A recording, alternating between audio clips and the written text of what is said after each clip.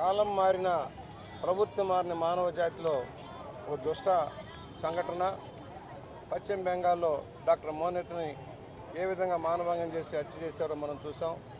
నిత్యం దేశంలో ఎక్కడో చోట మహిళల మీద హత్యలు మానభంగాలు మన బాధను పెంచుతూ ఉన్నాయి. ఇవాళ ఒకటే మహిళలకు రక్షణ కల్పించాల్సిన అవసరం ఉంది. ఇవాళ పురుషులతో సమానంగా మహిళలు కూడా అన్ని రంగాల్లో ముందుకు వస్తున్నారు. అర్ధరాత్రి అపరాత్రి కూడా పనిచేసే పరిస్థితి వస్తుంది. ఐటీ రంగంలో కానీ లేక సర్వీస్ రంగంలో కానీ పనిచేస్తూ ఉన్నారు. వాళ్ళకి రక్షణ లేకుండా పోతుంది. మానవ జాతిలో పురుషుల్లో మార్పు రావాల్సిన అవసరం ఉంది.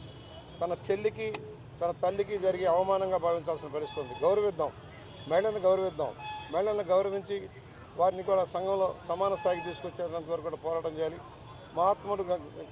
మహాత్మా గాంధీ కలలు కన్న రాజ్యం అర్ధరాత్రి కూడా అపరాత్రి అయినా సరే మహిళలు ఒంటరిగానైనా స్వేచ్ఛగా తిరగగలిగిన స్వాతంత్రం రావాలని కోరుకున్నారు. ఆ విధమైన స్వేచ్ఛ రావాలని కోరుకుందాం. మరొకసారి దుస్తులు శిక్షించాలి, కఠినంగా ఉండాలి శిక్షలు. ఎలా ఉందంటే న్యాయ వ్యవస్థ పటిష్టంగా కావాల్సిన అవసరం ఉంది. సంవత్సరాల తరబడి కేసులు లాగుతుంటాయి. దోపిడీ చేసిన వాళ్ళు దొంగలు సంవత్సరాల తరబడి బయటే తిరుగుతూ ఉంటే న్యాయం ఎలా జరుగుతుంది?